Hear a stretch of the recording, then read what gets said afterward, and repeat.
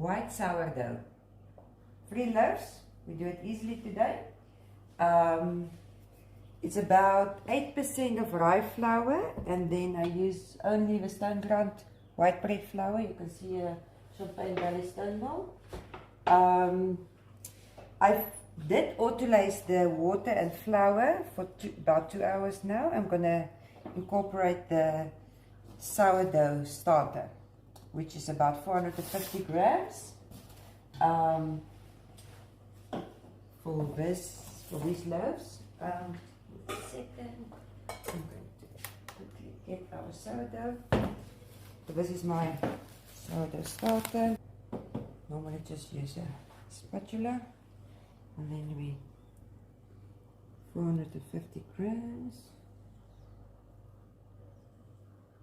Okay, so how the sourdough starter works, Derek, is you work on 100% hydration, what they call it. So on volumes or weight, we work on 50 grams flour, 50 grams water. Mine, I've been going on from 2018, October, around October, August, October. So yeah, there's actually generations going on with this. I know there's a bakery in the USA that's going on for 6 generations. Amazing. Okay, so we have our sourdough starter now. I'm going to incorporate it with the flour and the water. Measure it, 450 grams. And then a little bit later on, I'm going to just add the salt. The salt kills the sourdough. So we just want to incorporate it first. And then we can work our salt in. Normally what I will do is I will make around 10 or 15 loaves easily, and then I will use my standing mixer. But today I actually just want to send some bread with Derek back to his wife, so that she can get something back. And then after this, I did the baguette flour dough yesterday, so I let it ferment, slow fermentation in the fridge overnight. Actually a bit more than overnight because we're already on in the afternoon, but yeah, we're going to shake that, let it do its last fermentation, and get it ready for the oven. So you'll see it's very sticky. When it comes to the starter, I will show you a bit later on. This is actually a nice one-day recipe. Normally what I do is I like to do it more than one day, just for your low GI. The longer your dough ferments, the better, the lower the GI. And the better it is for your body.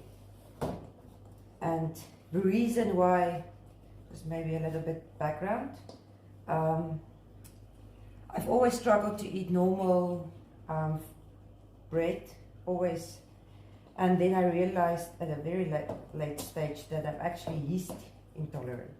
So when it comes to wheat and yeast, I will blow up completely.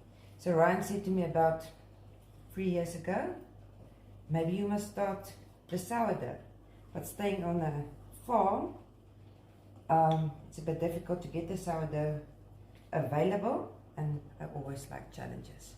So I started with a starter, tried to get the stone ground flour here, and yeah,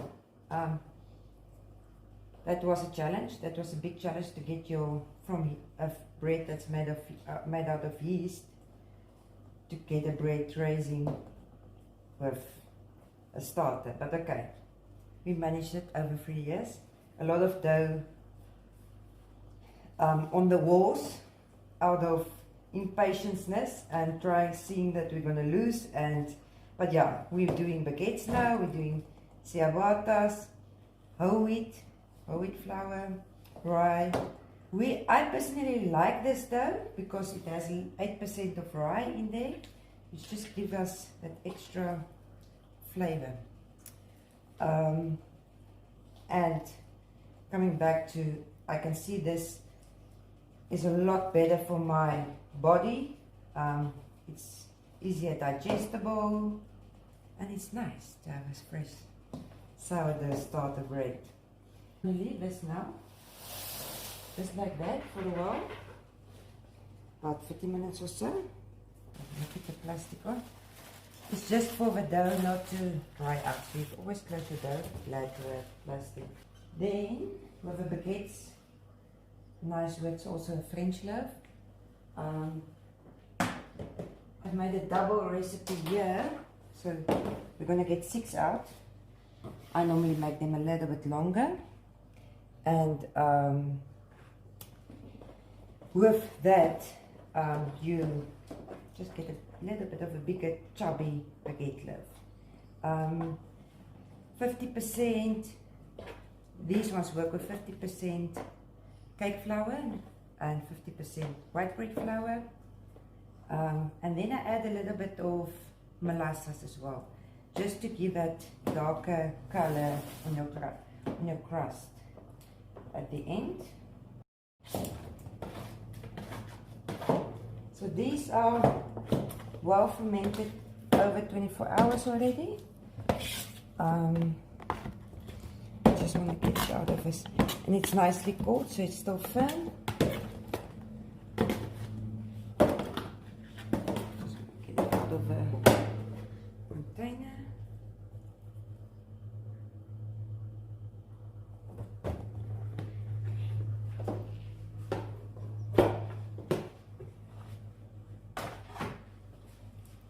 Normally, if I bake it for other people, I would measure it now, and it will work out about 370 for the bigger ones, 370 grams.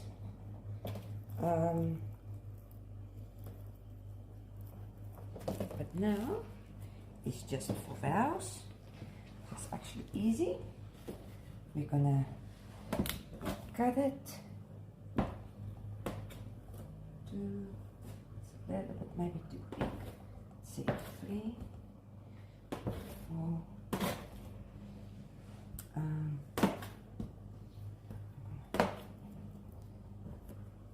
This one I more or less get the idea what they are.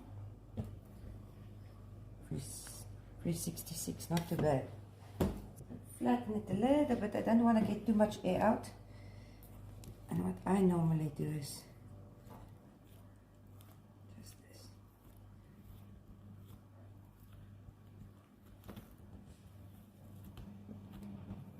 I want to get these ones a little bit in. So some people will do like a pressing to get your fold one area. Okay. But after the press shape, you're waiting about 20 minutes. Okay, then I'm going to show you another one. People tend to do as well, especially when it comes to your bread, is you take it like this and you get a round shape first. Because you want to have a, see, like that. So you do this.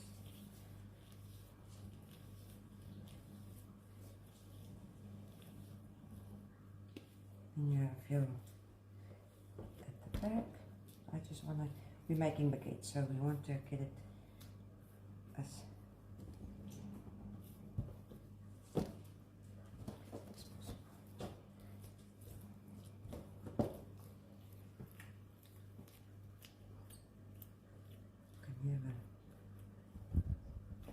bubbles inside. Okay, so these ones we leave for 20 minutes, and then we will do the final shape. Let's quickly go back to the other one. We see if we can incorporate the salt in here. So what we say, 47.5 grams.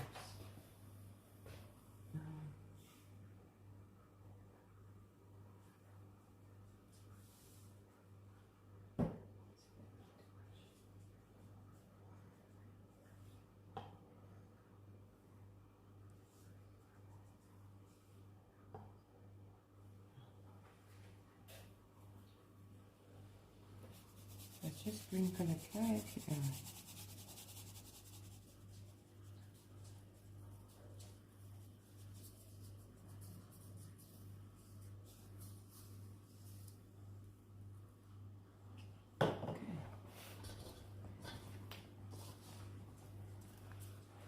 This specific recipe, we're talking about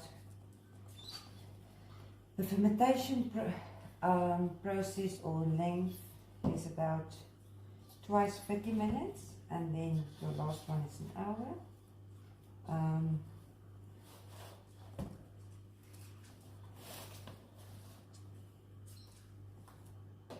We'll go for it, and then you can shape them and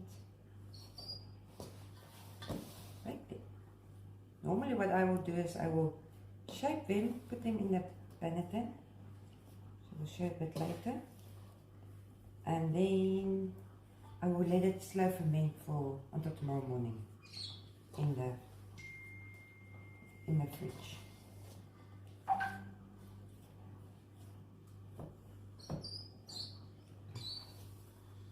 You do a window pane test, so every time you do a fold,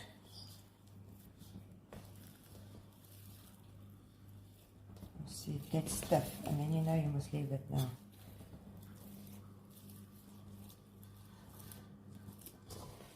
Okay, and that's what we're going to do now. So we will see you guys in 30 minutes.